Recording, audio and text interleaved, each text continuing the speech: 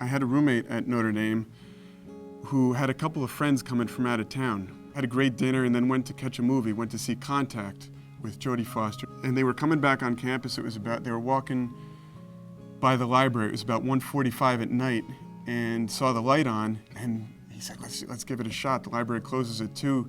And as they were going up on the elevator, he's building them up 150 honorary degrees and this legendary figure. Let's see, hopefully he's there. And sure enough, they get to the 13th floor, knock on his door, and he's in there, and he welcomes them in.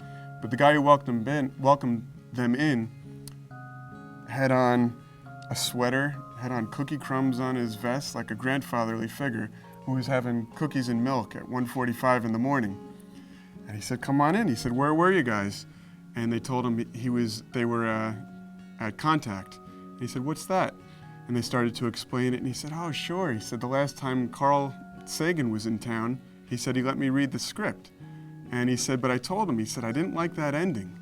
And sure enough, he changed it. And at the end, Jodie Foster's talking about this experience she had, but he changed the line to, she experienced something greater than, there's something out there greater than ourselves, and we are not alone. He said, make sure you put that in there.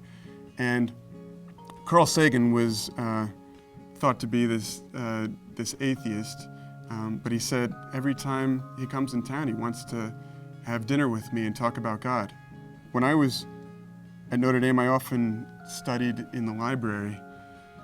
And in the library is Touchdown Jesus, but I'm not sure if that was mentioned in there, but the huge building with what they call Touchdown Jesus. And I would always go on the upper floors. There's great views, and I would be there into my work, but occasionally you'd get a tap on the shoulder, and it'd be Father Ted, and he would come over and say, I'm celebrating Mass in 5 minutes.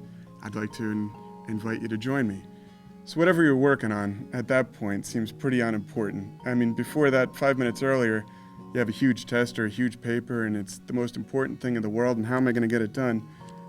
And then Father Ted asks you to go to Mass, and it's going to be okay. The last thing that I got from Father Ted Hesburgh that I've taken with me since I read it in his book and then talked to him about it a little bit afterwards, he wrote a quote at the end of a chapter, and I've thought about it so much that I finally just printed it out and put it by my bedside.